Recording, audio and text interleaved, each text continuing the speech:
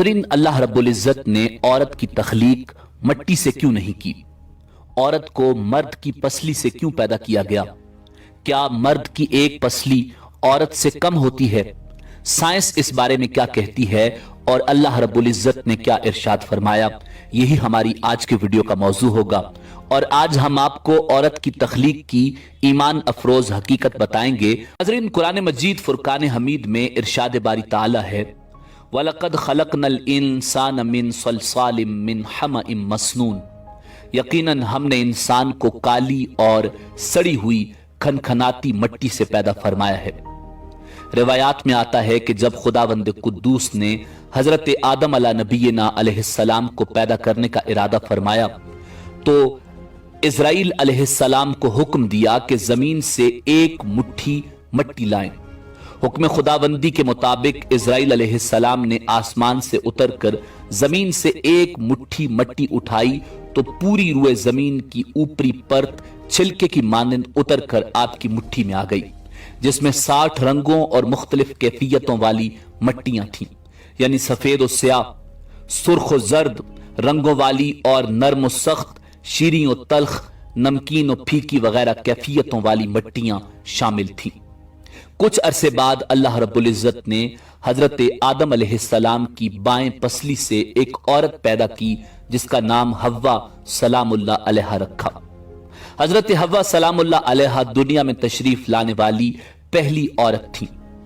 हजरत अबू हुरैरा रजी अल्लाह ताला अन्हु नबी अकरम सल्लल्लाहु अलैहि वसल्लम का ये फरमान नकल फरमाते हैं कि जो शख्स अल्लाह रब्बुल इज़्ज़त और आखिरत के दिन पर ईमान रखता हो वो अपने पड़ोसी को अजियत न पहुंचाए और ख़वातीन के बारे में भलाई की वसीयत कबूल करो। इन्हें पसली से पैदा किया गया और पसली में सबसे टेढ़ा हिस्सा सबसे ऊपर वाला हिस्सा होता है। अगर तुम इसे सीधा करने की कोशिश करोगे तो तुम इसे तोड़ दोगे और अगर इसके हाल पर रहने दोगे तो वो टेढ़ी रहेगी। लिहाजा खवातीन के बारे में भलाई की वसीयत कबूल करो। नाज़रीन, शरीयत मोहम्मदी सल्लल्लाहु अलैहि वसल्लम ने बहुत से मामलात में औरतों और बच्चों का हुक्म एक रखा, जैसे कि बाजमात नमाज का मसला, जुम्मा का मसला वगैरह। तो शायद इसमें भी इस बात की तरफ इशारा है कि औरतों के साथ बच्चों की तरह नरमी का रवैया इख्तियार करना चाहिए। नाज़रीन, इसी तरह कुरान मजीद फुरकान हमीद में अल्लाह रब्बुल इज़्ज़त ने इरशाद फरमाया, अर्रिजालु कव्वामूना अलन निसा, यानी मर्द औरतों पर निगहबान हैं। औरत की जरूरियात, उसकी हिफाजत और दीगर कई उमूर में मर्द को औरत पर तसल्लुत हासिल है और ये खुद अल्लाह रब्बुल इज़्ज़त ने फरमाया। गोया कि औरत रियाया और मर्द बादशाह है, इसलिए औरत पर मर्द की इताअत अल्लाह रब्बुल इज़्ज़त ने लाजिम करार दी है। इससे एक बात यह वाज़ेह होती है कि मियां बीवी के हुकूक एक जैसे नहीं, बल्कि मर्द के हुकूक औरत से ज्यादा हैं और ऐसा होना औरत के साथ ना इंसाफी या जुल्म नहीं बल्कि ऐन इंसाफ और हिकमत के तकाजे के ऐन मुताबिक है। नाज़रीन, उलमा ने इस नुक्ते पर बहस की है कि हर इंसान मट्टी से बनता है या इंसान अव्वल हजरत आदम अलैहिस्सलाम मट्टी से बने हैं। राजे बात यह है कि पहले इंसान मट्टी से बने हैं और बाकी इंसानों के बारे में मट्टी से बना हुआ इसलिए कहा जाता है कि मट्टी से ही ग़िज़ाएं खाकर नुत्फा बनता है जो इंसान की तख्लीक का बायस है। इस हवाले से सूरह ताहा की आयत मिन्हा खलकनाकुम व फीहा नुईदुकुम व मिन्हा नुखरिजुकुम तारतन उखरा के तहत बाज मुफस्सिरीन ने यह मौक़िफ़ इख्तियार किया है कि इंसान को अल्लाह रब्बुल इज़्ज़त ने मट्टी से पैदा किया। नाज़रीन, इसी तरह बाज के मुताबिक मर्द की पसली से औरत को बना के अल्लाह रब्बुल इज़्ज़त ने मर्द को अपनी उस हिकमत का इशारा दिया कि मैंने औरत की तख्लीक फरिश्तों से लाई, मट्टी से नहीं की बल्कि इंसान की पसली से की।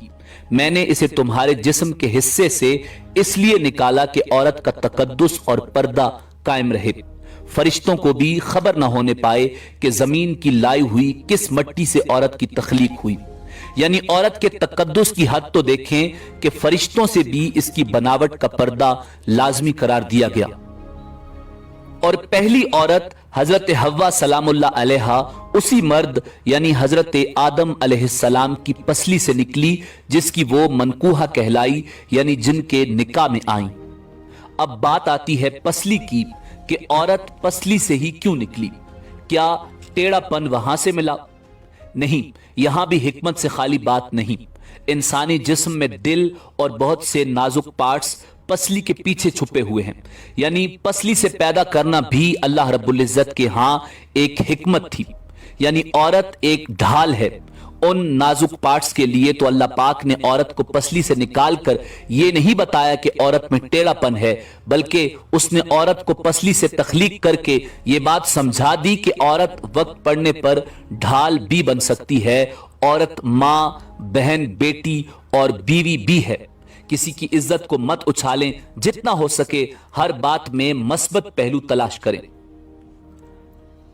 ناظرین، بعض لوگ یہ کہتے ہیں کہ ہر عورت اس مرد کی پسلی سے پیدا کی جاتی ہے جس سے اس کا نکاح ہوتا ہے۔ احادیث اور مفسرین کے مطابق ایسی کوئی بات نہیں اور اس بات میں حقیقت نہیں۔ یہاں ایک اور بات بھی سامنے آتی ہے کہ مرد کی پسلیوں کی تعداد کم ہوتی ہے اس وجہ سے کہ مرد کی پسلی سے عورت پیدا کی گئی، یہ بات بھی غلط ہے۔ حضرت آدم علیہ السلام اور اماں حوا کی تخلیق اور کچھ لوگوں کا یہ یقین بالکل غلط ہے کہ مردوں کی پسلی عورتوں کے مقابلے میں کم ہوتی ہے، کیونکہ حضرت حوا سلام اللہ علیہا حضرت آدم علیہ السلام کی ایک پسلی سے پیدا ہوئی تھیں، اس لیے مردوں کی ایک پسلی عورتوں سے کم ہوتی ہے، مگر یہ سچ نہیں۔